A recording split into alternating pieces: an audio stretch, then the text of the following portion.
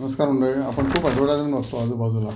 Okay, पुण्यातली जे company आहे कोलते पाटील, ओके, प्रचंड आपण ॲडव्हर्टायजमेंट बघत असतो फ्लॅट्सच्या. ओके, आपण फ्लॅटसुद्धा त्यांचा घेतो, पण त्या कंपनीचे फायनान्शियल्स कसे आहेत, बॅलन्स शीट कशी आहे हे आपण कधी बघतो का? की शेअर मार्केटमध्ये या प्रोडक्टचा कंपनीचा सेल काय म्हणायचं शेअर लिस्ट झाला आहे का, ते आपण डोळसपणे कधीच बघत नाही. त्यामुळे तुम्ही डोळस व्हा.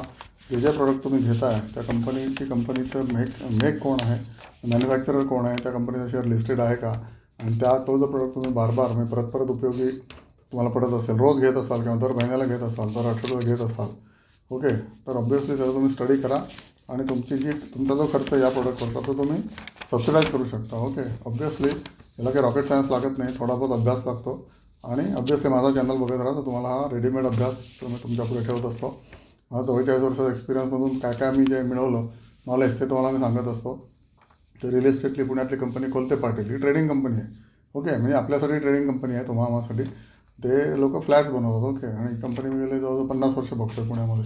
ओके, हडपसरमध्ये होती, नंतर साळुंके विहार एरियात होती, कोथरूडमध्ये आले, सगळीकडे आहे. आणि पुणे मुंबई काय भरपूर ठिकाणी कोलते पाटील. ओके, तर ह्या कंपनीची स्मॉल कॅप कंपनी आहे. 3,300 कोटी याचं मार्केट कॅप आहे सध्या.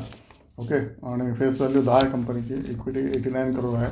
फेस व्हॅल्यू 10 असल्यामुळे खूप अपॉर्च्युनिटी याला, म्हणजे it will split in next couple of years. Okay, आणि it this trading between 250 to 480 वगैरे अशा टाईपमध्ये. तर सध्या शेअर परत किती 306ला येऊन गेला 2 एप्रिलला 306, आणि आता परत 383ला असू शकतो.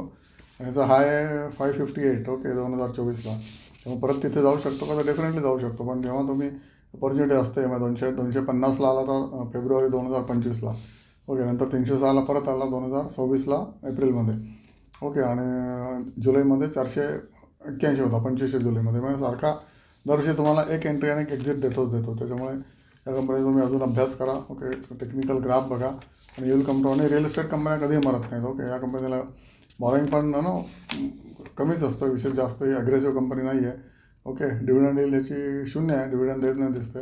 ROE 13% आहे, रिटर्न ऑन इक्विटी, आणि रिटर्न ऑन कॅपिटल 11% आहे, म्हणजे एफडीपेक्षा जास्तच आहे. बुक व्हॅल्यू 138 आहे, आणि स्टॉक PE मात्र 80 आहे. 80 म्हणजे महाग वाटते कंपनी, पण या कंपनीला प्रॉफिटॅबिलिटी अशी फ्लिपफ्लॉप असते. ओके, 2000 सप्टेंबर 25च्या TTM ट्रेलिंग 12 मंथ्समध्ये सेल याचा